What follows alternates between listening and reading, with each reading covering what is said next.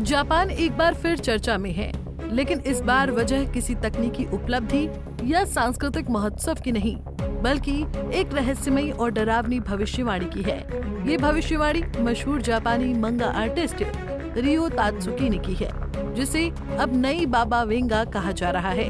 उन्होंने 5 जुलाई 2025 को एक भीषण प्राकृतिक आपदा की भविष्यवाणी की है, जिसके बाद से इस चेतावनी ने न केवल जापान बल्कि पूरे एशिया में भय और चिंता का माहौल पैदा कर दिया है।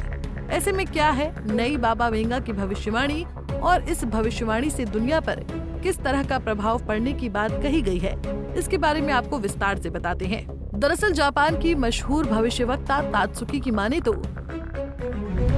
5 जुलाई 2025 को जापान और फिलीपींस के बीच समुद्र में एक बड़ी दरार आ सकती है। इससे शक्तिशाली भूकंप और विनाशकारी सुनामी का खतरा है। उन्होंने ये भी कहा कि ये आपदा 2011 की तबाही से कहीं ज्यादा गंभीर होगी। हालांकि उन्होंने इस भविष्यवाणी के घटित होने के सटीक समय या स्थान की पुष्टि नहीं की है।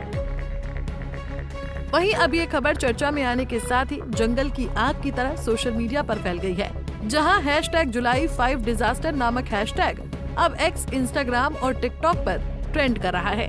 ऐसे में लोग इस तारीख को लेकर चिंतित भी हैं और भयभीत भी।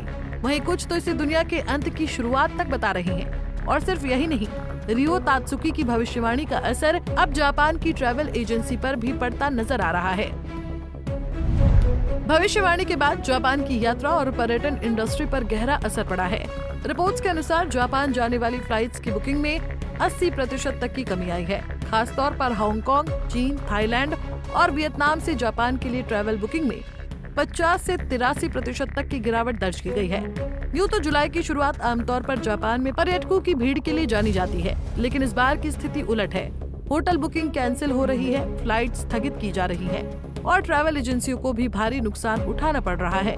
जापान की सरकार और पर्यटन विभाग इस अंधविश्वास से निपटने की कोशिश कर रहे हैं, लेकिन सोशल मीडिया पर डर की लहर को रोक पाना बिल्कुल मुश्किल दिख रहा है। वहीं अब अगर बात की जाए नई बाबा वेंगा रियो तात्सुकी की, तो रियो तात्सुकी कोई सामान्य मंगा आर्टिस्ट नहीं है। उन्होंने अपनी कला को सपनों और भविष्यवाणियों के साथ जोड़कर एक अलग ही पहचान बनाई है। उनकी 1999 में प्रकाशित मंगा द फ्यूचर आई सॉ में उन्होंने कई ऐसी घटनाओं का जिक्र किया है जो बाद में सच साबित हुई हैं। इसमें 2011 की जापान सुनामी, कोविड-19 महामारी, प्रिंसेस डायना की मौत और गायक फ्रेडी मर्करी का निधन भी शामिल है। ऐसे में एक पल के लिए ये सच लगता है कि हो सकता है कि शायद रियो तात्सुकी की भविष्यवाणी सच हो जाए। हालांकि वैज्ञानिकों और भूकंप विशेषज्ञों की राय रियो तात्सुकी की भविष्यवाणी से बिल्कुल अलग है। वैज्ञानिकों के अनुसार जापान पहले से ही भूकंप प्रभावित क्षेत्र है, जहां नियमित रूप से भूगर्भीय हलचलें दर्ज होती रही हैं। वैज्ञानिकों का कहना है कि किसी एक दिन की सटीक भविष्यवाणी करना मौजूदा विज्ञान के लिए असंभव है। वहीं भूकंप या सुनामी की पूर्व चेतावनी तकनीकें विकसित जरूर हुई हैं, लेकिन वो महज कुछ घंटों या मिनटों पहले ही अलर्ट दे सकती हैं, महीनों या सालों पहले नहीं। इसके साथ ही जापान की मौसम एजेंसी और अन्य वैज्ञानिक संस्थान इस भविष्यवाणी को किसी भी प्रकार की वैज्ञानिक पुष्टि देने से इनकार कर चुके हैं। ऐसे में अब सवाल ये है कि क्या सच में तबाही आ सकती है? क्या नई बाबा वेंगा तात्सुकी की भविष्यवाणी सच साबित होने वाली है?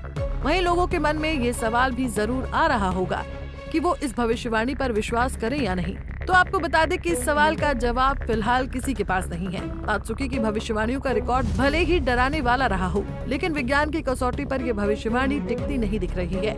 लेकिन फिर भी एहतियात के तौर पर सतर्कता अपनाना गलत नहीं होगा। साथ ही आपदा प्रबंधन और सुरक्षा की तैयारियों में कोई कमी नहीं रखनी चाहिए, क्योंकि जापान भूकंप और सुनामी जैसी प्राकृतिक आपदाओं के लिए एक संवेदनशील देश है।